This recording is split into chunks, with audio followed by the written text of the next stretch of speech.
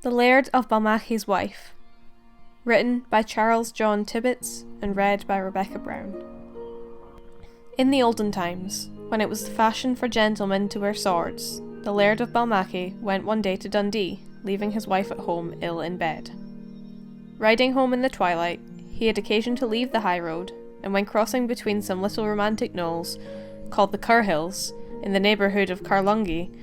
he encountered a troop of fairies supporting a kind of litter upon which some person seemed to be borne. Being a man of dauntless courage, and, as he said, impelled by some internal impulse, he pushed his horse close to the litter, drew his sword, laid it across the vehicle, and in a firm tone exclaimed, "In the name of God, release your captive."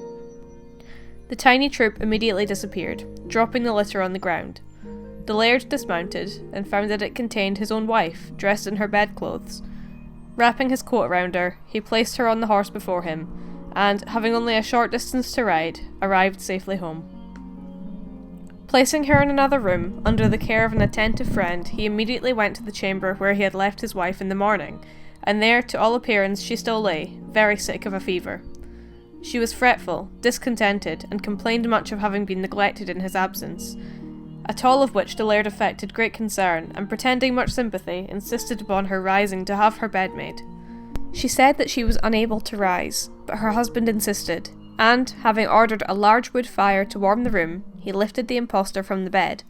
bore her across the floor as if to a chair which had been previously prepared, and then threw her on the fire, from which she bounced like a skyrocket and went through the ceiling and out of the roof of the house, leaving a hole among the slates.